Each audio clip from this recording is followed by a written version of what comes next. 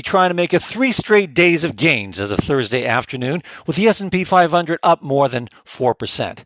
Well, tech stocks among the leading gainers today. Let's talk tech as well as take a look at the trading in the market action as of now. We're joined by Santosh.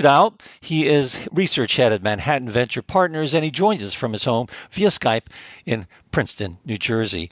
Well, Santosh, we've got record high weekly jobless numbers today, topping 3 million. That's nearly 5 times the previous record. Why is Wall Street looking past those numbers? Yeah, actually, the 3 million number was below what was expected. People thought it was going to be 5 million. The market expected 5 million. So I think in that sense, it was the right thing. Came much below expectations, and that was a good thing. So I think that overall, I think the market is trading higher, not because of the job numbers. Job numbers, of course, it came in below expectations. It's more to do with the certainty that we got. We know that we all expected a bad number, but the fact that things are appearing to be coming close to an end in terms of this crisis. President Trump saying that Easter would be a line in the sand. Let's evaluate whether we can get back to work. The Fed saying that they have our back, they have the markets back. So there's a sense of certainty that this too will pass. And that's what the market likes. Markets like certainty, and that's what was missing. We didn't know where this was going, where this would end. And I think this kind of put a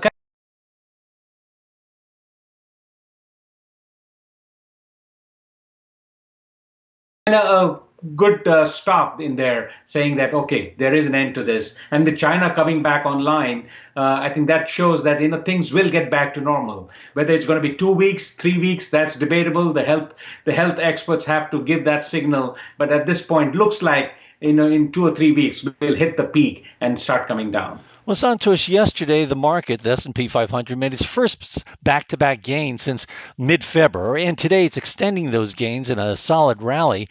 You said earlier you're sensing a sense of certainty. Are you also sensing a market bottom or a bottoming out process? I think it's more a bottoming out process. It's not going to, whenever you have such a big meltdown, there's always a retest of the lows based on what the technicians are saying. So I think we will see a bottom again, but it may not be. I think the bottoming out is actually healthy. We don't want a V shape given all the uncertainties out there. So there is, and we all know that there is a recession already. The experts have already said that. The issue is whether it's going to be a short recession or a long recession. The experts are saying, the economists are saying it's more likely going to be a short recession. So I think in that sense, you'll see a little bit of retesting of the bottoms, but we are definitely bottoming out. To answer your question, it's a bottoming out process going on, and we should see, because at the end of the day, the fundamentals are very strong in the tech companies. They're all doing well. The earnings are coming up. So you're going to see some slowdown, but that's all factored in because of this disease and the economy and this China slowing down and all the other factors. But overall, I think the fundamental businesses in terms of cloud computing, whether it's 5G and all the other areas, I think all those things are still going on strong, and you'll see that reflected in the numbers. All right, Santosh, if they are strong and intact and you're sensing a bottoming out process, are there opportunities for any names to pick up at this point, and why so?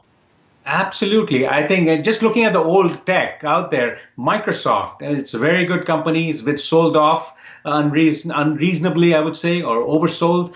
Then you have Intel was sold off quite a bit. These are all companies with fortress balance sheets doing very well. The financial stocks, the JP Morgan, Goldman Sachs, these are all best of breed companies. They're selling off. So I think those things are good opportunities. In the tech areas, you have the NVIDIAs of the world, the Microns, and the other areas.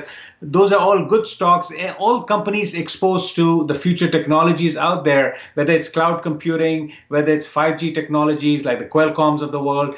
So I think you need to get back in because you have to bet on the futures. Tech is what's going to bring us out of this whole thing. And then I think these companies are out there, all the big techs out there.